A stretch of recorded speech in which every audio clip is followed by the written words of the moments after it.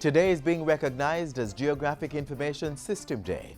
GIS is simply a method used to analyze digitally the connection between people, their location, and activities. Fret not, you'll learn more in the show.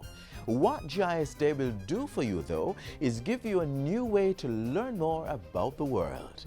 Welcome to Jamaica Magazine. I'm your host, Adrian Atkinson, and we'll be doing our own discovery on the show today. We start with the news.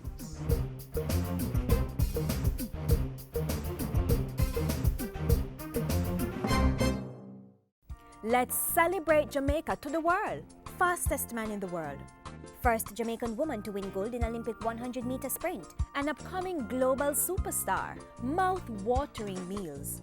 And a vibrant set of people. We are Jamaicans. Let's get together and bring back the love.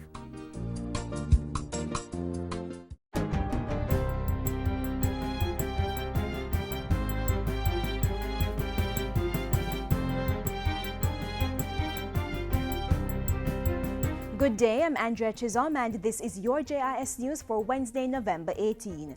Government has received $2.3 billion in grant funding from the European Union (EU) for budgetary support.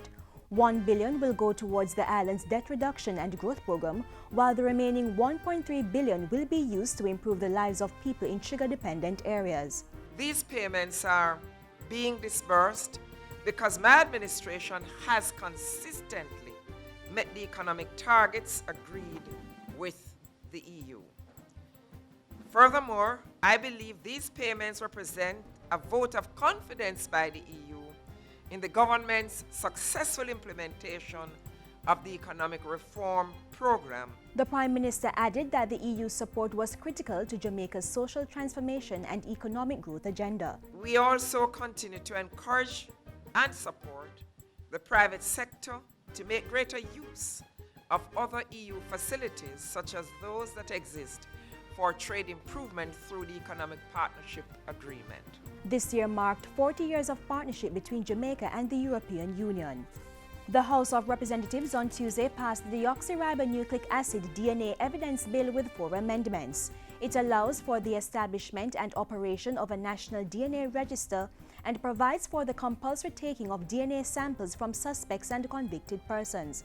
The DNA evidence bill also establishes procedures for collection, retention, and preservation of DNA samples. It also provides for the destruction or the retention of DNA profiles and establishes penalties for breaches of the Act. National Security Minister Peter Bunting said case law from various jurisdictions should reassure Jamaicans about the constitutionality of the bill. The Court of Appeal in England, the European Court of Human Rights, and courts in the United States have held that the taking of bodily samples does not breach the right against self-incrimination because the right does not apply to real evidence samples. He added that specific protocols should address the administrative processes in the taking of DNA samples. The parliamentary opposition supported the bill. Trenchtown High has been rebranded as the Trenchtown Polytechnic College. The institution will offer technical and vocational training to youth in the community and its environs and will partner with the Caribbean Maritime Institute.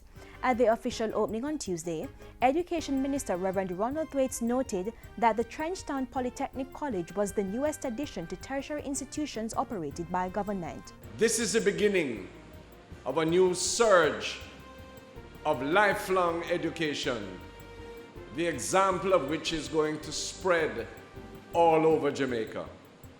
I ask you, when in anybody's imagination could university-level courses come to Trenchtown? And that is what we're doing today.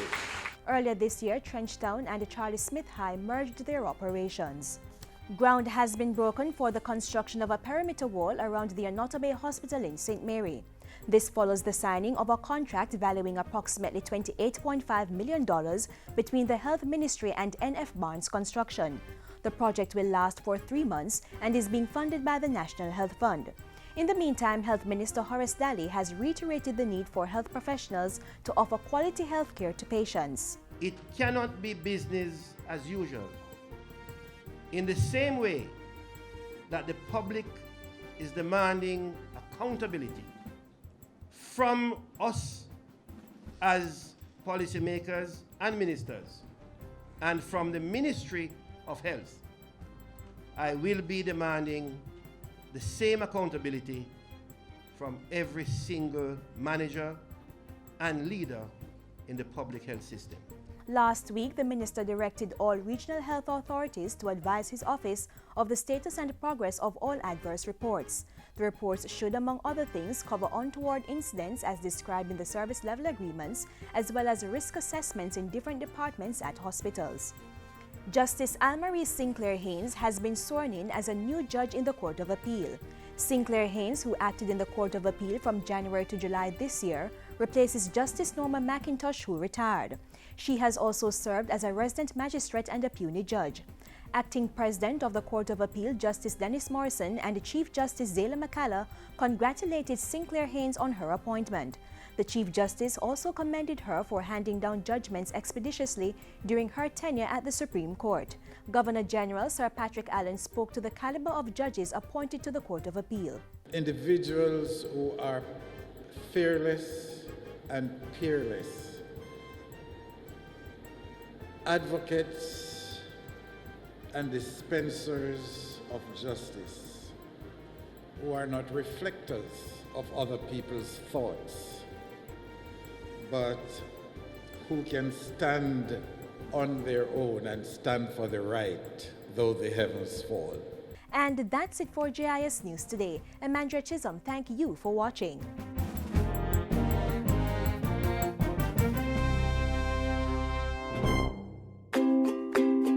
Jamaica, among the top 10 most improved economies in the world. That's right, our island's business environment has advanced to the extent that the World Bank has noticed. The multilateral agency has named Jamaica one of the most improved economies globally in which to do business in its newly released Doing Business Report 2016.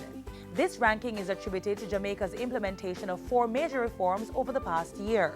Investors have noticed too and are coming on board. So let's continue to work together to make Jamaica the place of choice to do business. When we think of our day-to-day protection, the first persons that come to mind are the police, and then perhaps the men and women of the Jamaica Defence Force. But what of our correctional officers? They too help to keep our streets safe. Now, crucial to the duties of these crime fighters are the resources that provide the well-needed balance between incarceration and rehabilitation. In Government Strategic Priority Number 3, Security and Justice, we look at how the government is equipping the Department of Correctional Services and the JDF with new and upgraded facilities to make their jobs easier.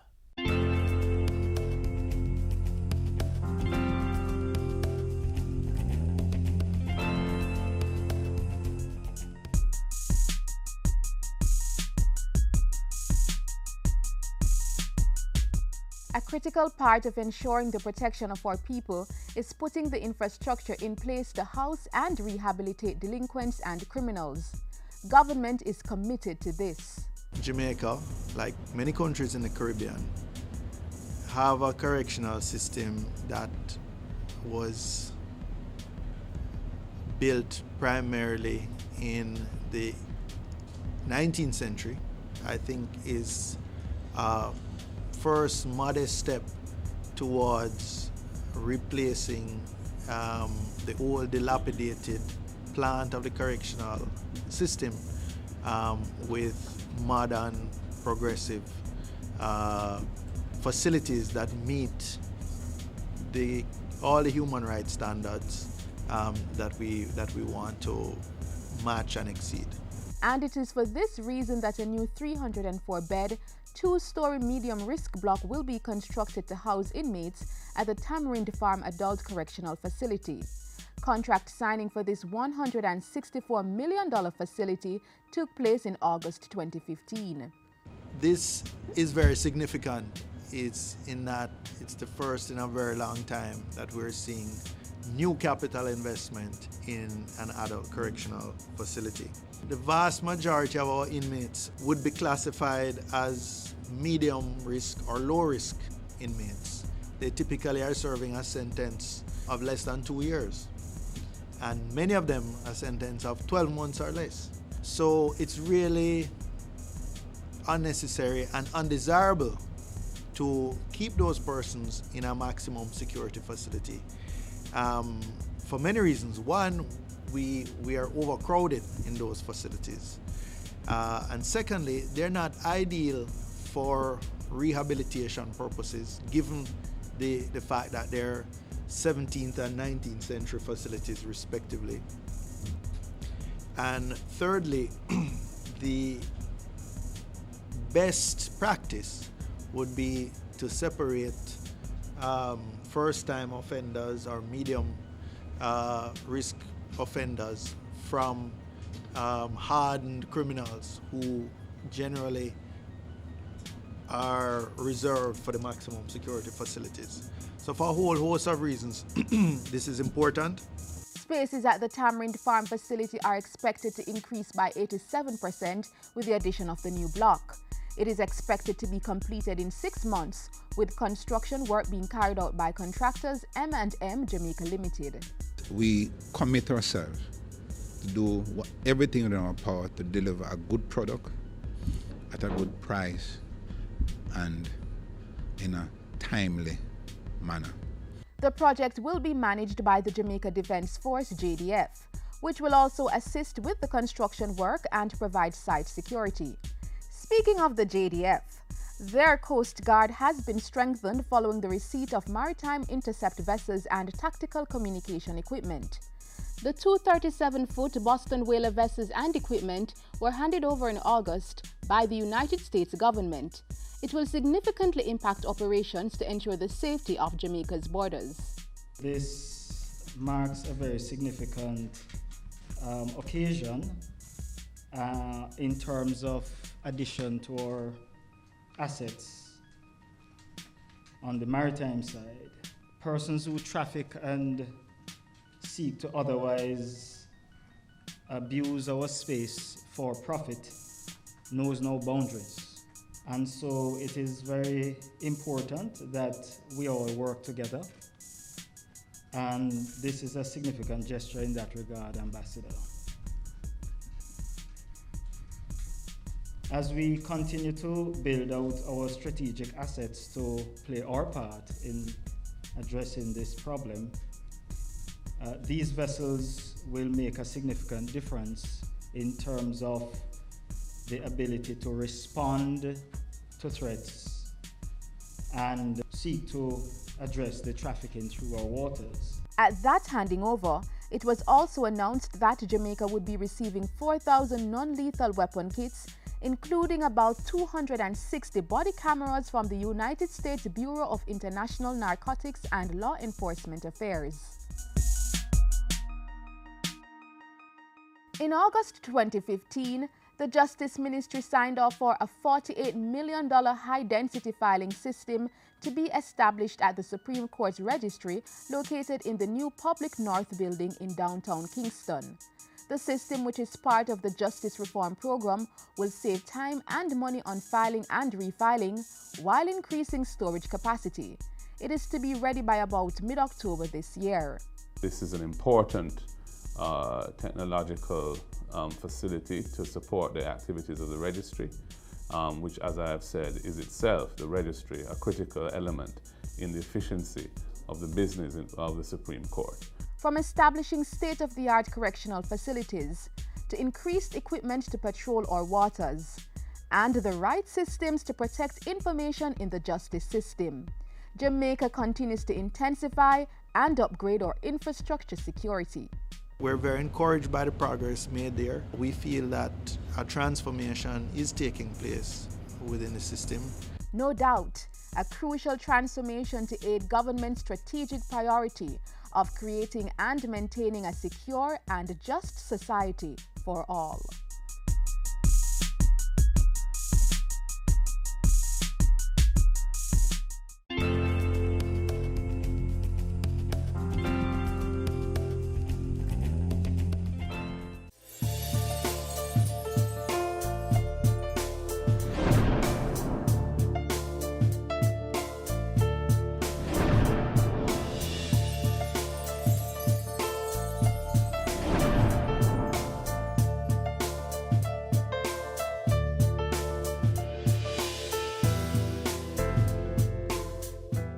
Remember we said earlier that it's GIS Day? Did you know that our security forces use GIS to assist them with fighting crime? Geographic Information System is a multifaceted computer-based system that is used to capture and manipulate geographical data. So get this, a map can be created to show when and where a crime occurred, the type of weapon used, if the victim was male or female, and so on. Amazing, I know. Other organizations and agencies are also seeing the benefits of how this type of technology can assist them in their day-to-day activities.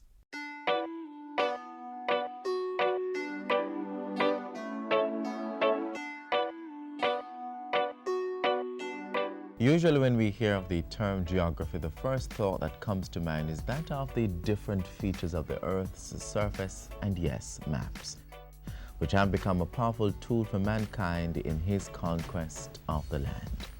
This science has evolved with the creation of the world's first geographic information system, GIS, in Canada in the 1960s, and today offers a whole new realm of support and solutions far beyond navigation and land use data to other important areas of human development. But how many of us know of this spatial renaissance where increasing knowledge of GIS is creating a virtual globe with quick and accurate information at the fingertips of people? Collecting information is one important and necessary thing to do, but how GIS affects what we use the information for is even more interesting. Decisions for social, economic, and environmental advances are now better made through the use of geographic information systems, which are essentially computer technology applications combining the geographic data of a particular area and all natural and man-made features with other types of information. The technology consists of 5 components: software, hardware, data, methodology, and people. It has the possibility of allowing persons to be more aware spatially of where they are, and it allows us to make better development plans. If we're developing a new building, you need to know where it is the best place. The Land Information Council of Jamaica, LICJ, has been spearheading GIS development and the creation of a national GIS network in Jamaica that is helping to create a more modern society. The government's public sector modernization effort has been energized by the technology. In the National Land Agency, for example, the development of a parcel data management system allows users to identify, query, and access data such as valuation and registration on a particular property and access interactive maps via the internet. GIS spatial mapping technology allowed the membership of the LICJ, which consists of 50 government and affiliated organizations, to access satellite image updates of areas of the island. The images have become a part of these organizations' information infrastructure. Jamaica joins the rest of the world in celebrating Geography Week, observed internationally during the 3rd week of November each year, with an array of events including exhibitions, school competitions, lectures, and open day activities. GIS Day is also an annual worldwide event celebrated in November. The first formal observation of the day in Jamaica took place on November 20, 2002 at the University of the West Indies Mona campus, where it has been held ever since. At the Minister of Health, what we chiefly do, we chiefly generate disease data and also violence-related injuries data. On a monthly basis, we would upload that information and then we would generate it and then do our analysis in-house.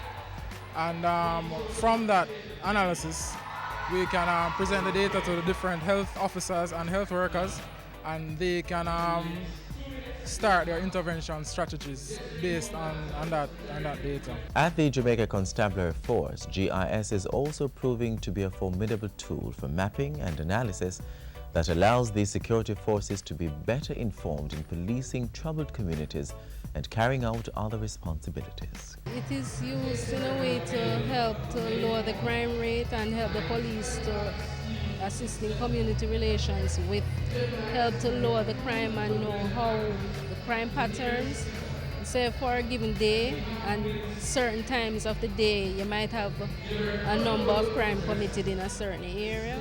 So it assists them to know the time of the day, and how well they can deploy personnel in that area.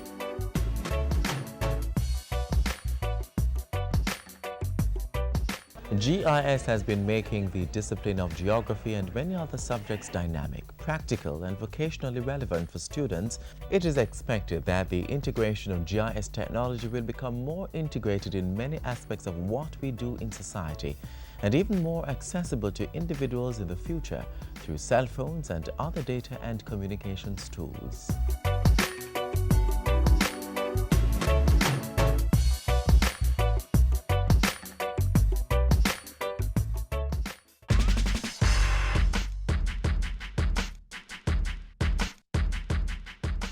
You may not have access to a device like GIS-based technology that will clearly outline what it is you need to do to achieve your dreams and ambitions.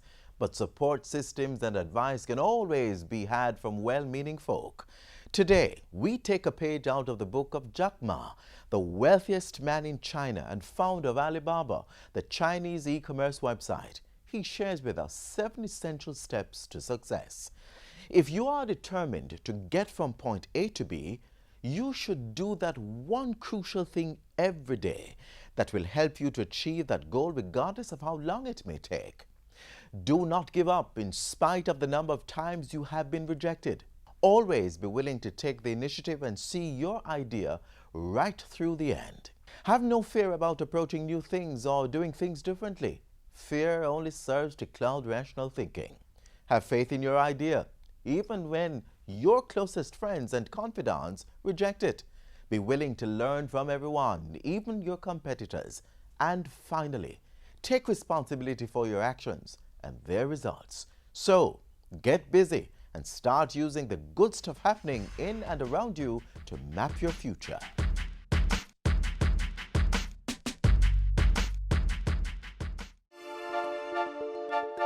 Like when we say, when she had do division and she said for bring down, she said for multiply, but it's a little bit hard.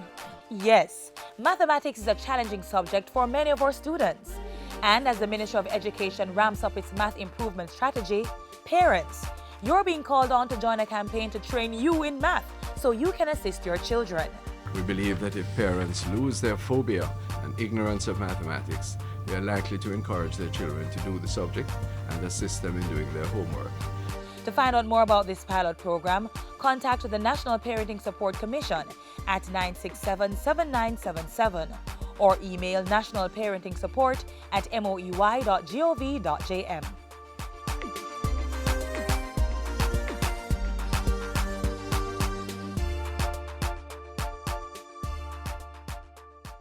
Recently, Hurricane Patricia made landfall in Mexico. This Category 5 storm is one of the strongest hurricanes ever recorded in the Western Hemisphere. This is a reminder that we are still in the hurricane season and we need to be on our P's and Q's when it comes to disaster preparedness. In our next feature, we look at how technology is being used to assist with our preparation. Floods and earthquakes are two of the most common natural disasters. But unlike earthquakes, which usually take us by surprise, flooding to some extent can be predicted. But when it is, what should we do with the information? And how do we safeguard ourselves and properties against this eventuality? Through the use of revolutionary technology, awareness of the possible outcomes of a natural disaster has become more advanced. Persons are now able to use data on location, roof, and house type to create a simulation of what may happen in an earthquake, tropical storm, or hurricane. The simulation was designed to combine place, type of structure, and event.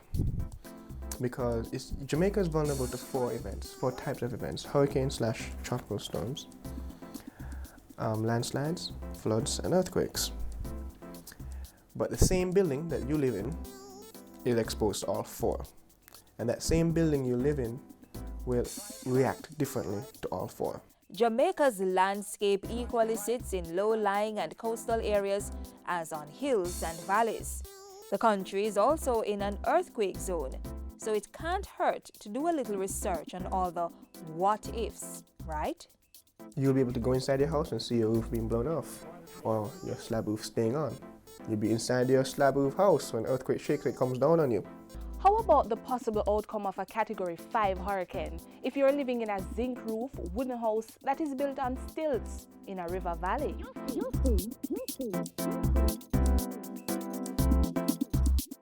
So now that these predictions are available to us, just how useful are they? This simulator is now designed to take all of that information, the conventional knowledge that we as academics know, or the disaster management professional knows, dump it online as we have. Let the developer, housing developer, have access to it and see for himself. Let the parish council person or the development approval authority play with it. And once they've viewed it, the authorities can use the data to plan areas for development, approve or deny development applications, and build better. The simulator is not just a special effect disaster interactive tool, but one that takes into account the realities of environmental and living conditions here in Jamaica. And the simulator also seeks to bring an awareness of the impact natural disasters may have on lives, properties, and businesses in relation to the country's national goals. The effect a hazard would have on everything ranging from the individual to the nation is important, and scaremongering only goes so far. The simulator allows you to either scare yourself or reassure yourself, but it's based on reality. Another useful element to this drill is the data it uses. Historical data are planted and come to life through the simulator to facilitate emergency responses as well as forward planning in action. Knowing where hazards are and knowing where they're not is extremely valuable information to businesses such as insurance. Instead of blanketing Portland as a hazard-prone parish, we can know which parts of Portland are hazard-prone, therefore allowing people in Portland who are not in hazard-prone areas to get lower insurance premiums. You underwrite them differently. And you also underwrite more accurately and properly the people who are in hazard-prone zones. So, if you have already bought your dream home or are thinking of buying or building, you may want to try a few simulation exercises to test the stability of your home or to find out if where you intend to build is the best place to put down roots.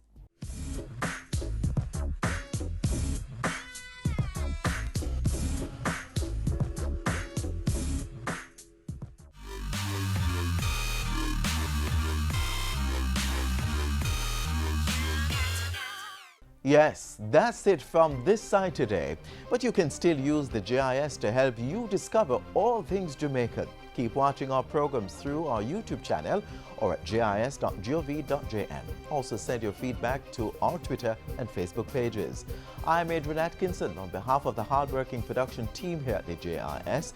Continue to inspire and change your world in a positive way.